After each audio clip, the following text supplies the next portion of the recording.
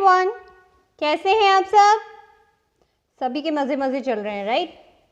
सब एंजॉय कर रहे हैं, पढ़ाई को भी, छुट्टियों को भी और स्कूल को भी।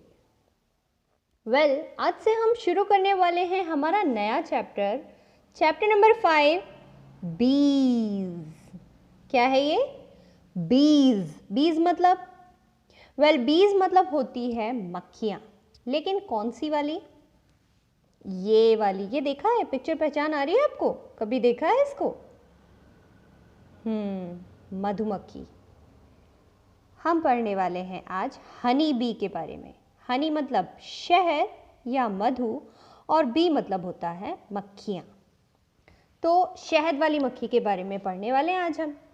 वी ऑफन से एज स्वीट एज हनी। हम अक्सर कहते हैं ऐसा मीठा जैसे मधु या शहद। Have you ever tested anything sweeter than Honey? क्या आपने आज तक कभी भी कुछ हनी से ज़्यादा या शहद से ज़्यादा, स्वीटर मतलब से ज़्यादा मीठा, किसी से भी ज़्यादा मीठा कुछ चखा है, कुछ टेस्ट किया है? We often call someone we love or like honey. हम अक्सर कभी कभी किसी को इतना प्यारा समझते हैं और उसको बोलते भी हैं ऐसा कि अरे यू आर माई हनी, ऐसा कुछ है ना। वाई? क्यों? Think of it. इसके बारे में सोचिए एंड टेल योरसेल्फ, और अपने आप को या खुद को बताइए। अब हम चैप्टर शुरू कर रहे हैं यहाँ से।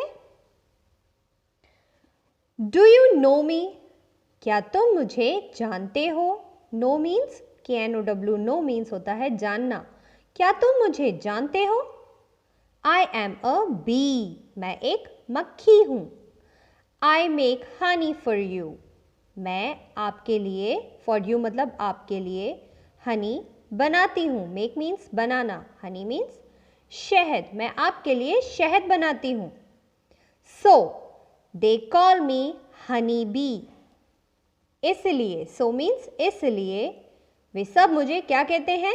हनी बी, मधुमक्खी। I have to work very hard, very hard मतलब बहुत कड़ी मेहनत, मुझे बहुत कड़ी मेहनत करनी होती है। I never sit idle, IDLE, idle, मैं कभी भी आइडल नहीं बैठती हूँ। आइडल मीन्स मूर्ति की तरह या बिना कुछ काम किए खाली बैठना। मैं कभी भी खाली नहीं बैठती हूँ। People call me the busy bee, लोग मुझे, पीपल मीन्स लोग, लोग मुझे कहते हैं या पुकारते हैं busy bee. Busy bee means बहुत व्यस्त रहने वाली मक्खी। ठीक है, तो मुझे पहले तो मुझे हनी बी कहते हैं और दूसरा क्या कहते हैं? बिजी बी, क्योंकि मैं बहुत कड़ी मेहनत करती हूँ और कभी भी आइडल नहीं बैठती हूँ, हमेशा कुछ ना कुछ करती रहती हूँ। My body has 3 main parts, मेरे बॉडी के 3 खास हिस्से हैं या 3 खास अंग हैं। द हेड मतलब सिर, द मिड सेक्शन या जिसको थोरैक्स भी कहते हैं, मिड सेक्शन मतलब बीच वाला हिस्सा जिसको थोरैक्स भी कहते हैं। द बैक सेक्शन पिछला हिस्सा, और द एब्डोमेन जिसको एब्डोमेन भी कहते हैं। ठीक है, तो कौन कौन से 3 पार्ट्स होते हैं? The head, the mid section, the back section, या फिर the head, the thorax, the abdomen. Okay, so ये नाम हमको अच्छी तरह से लर्न होने चाहिए स्पेलिंग के साथ। नाउ हमारे पास यहाँ पर एक पिक्चर भी है हनी बी की। यहाँ पर हम देख लेते हैं। देखो, ये उसका हेड हो गया, ये पार्ट उसका थोरैक्स हो गया, और ये वाला पार्ट उसका एब्डोमेन हो गया। इसके अलावा से उसके पास फीलर है, विंग है, स्टिंग है। ये स्टिंग है, उसकी डंक मारती है ना जो हमको, वो ये डंक है उसका, और साथ में लेग्स है। अब हम आगे बढ़ते हैं। द हेड हैज़ आईज, आंखों में क्या है? सिर में क्या है? आंखें हैं। फीलर्स हैं एंड माउथ है। ये देखो, फीलर्स, आईज और माउथ। ये हेड में है। The thorax has wings and legs. अभी फिर से देखेंगे, यहाँ पर ये जो थोरेक्स वाला पार्ट है इसमें विंग्स लगे हुए हैं और लेग्स हैं। The abdomen has a sting at the end. और एब्डोमेन में क्या है, ये एब्डोमेन पार्ट में लास्ट में स्टिंग है। I have 6 legs। मेरे 6 पैर हैं। And 2 tiny wings। Tiny means बहुत छोटे छोटे, विंग्स मीन्स पंख। मेरे 6 पैर और 2 पंख हैं। You can hear my buzz when I fly. Here means सुनना, आप सुन सकते हैं मेरा बज़ जब मैं उड़ती हूँ। जब मधुमक्खी उड़ती है या इस तरह के भंवरे, मक्खी, इस तरह की कोई भी उड़ने वाली जो चीज़ होती है मक्खी टाइप की, उसमें से बज़ की आवाज़ आती है ना, ऐसी वाली, उसको बज़ साउंड कहते हैं। Okay. I have a sting. मेरा एक डंक होता है। But I do not hurt anyone. लेकिन मैं किसी को चोट नहीं पहुंचाती हूँ। हर्ट मीन्स चोट। मैं किसी को चोट नहीं पहुंचाती हूँ। I use my sting on those only who tease me. मैं अपना स्टिंग या मैं अपना डंक सिर्फ उन पर, ओनली दोज मतलब सिर्फ उन पर यूज करती हूँ जो मुझे टीज करते हैं या जो मुझे परेशान करते हैं। जैसे कि आप अगर मधुमक्खी के पास जाओगे, वो आपको कभी नहीं काटेगी। अगर आप उसको पहले से मारोगे या ऐसे भगाओगे नहीं ना, तो वो भी आपको कभी नहीं काटेगी या डंक यूज नहीं करेगी। But I feel very sad. लेकिन, बट मीन्स लेकिन, मैं दुखी फील करती हूँ, दुखी महसूस करती हूँ, या फिर मैं दुखी हो जाती हूँ। when मीन्स जब। I sting someone, जब मैं किसी को डंक मारती हूँ। I die soon after, मैं उसके बाद जल्दी ही मर जाती हूँ। क्या आपको पता था ये कि जब भी मधुमक्खी किसी को डंक मारती है उसके बाद जल्दी ही उसकी मृत्यु हो जाती है या वो जल्दी ही मर जाती है। इसलिए हमको कभी किसी मधुमक्खी को परेशान नहीं करना चाहिए और हमें किसी भी जीव को परेशान नहीं करना चाहिए, क्योंकि इससे वो हम पर आक्रमण कर सकते हैं, अटैक कर सकते हैं और उनको भी चोट लगेगी, हमको भी चोट लगेगी। इसलिए हम क्यों किसी को परेशान करें, राइट?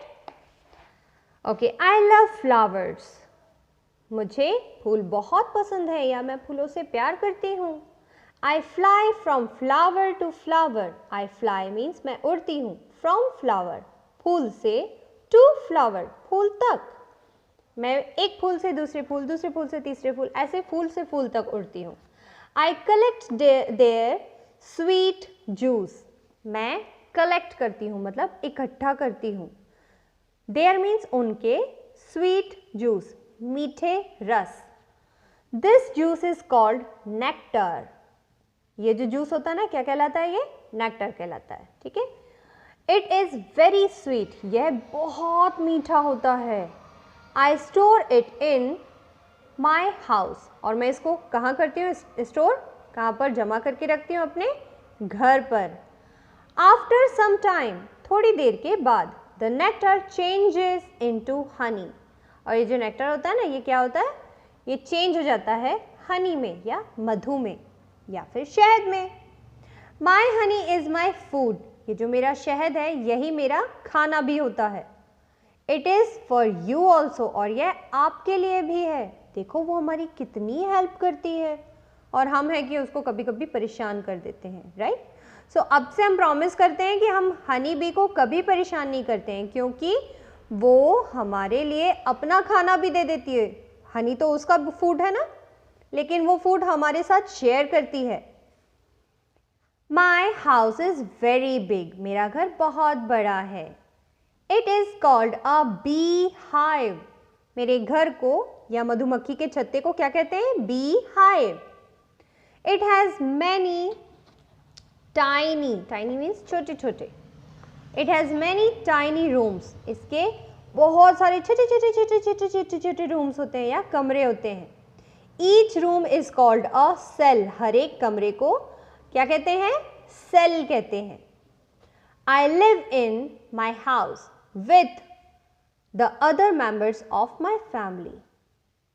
Live means रहना, मैं अपने घर पर रहती हूँ। With मतलब साथ में, किनके साथ में?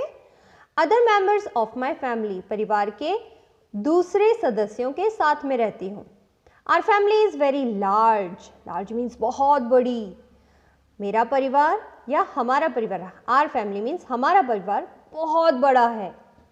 It has many thousand members.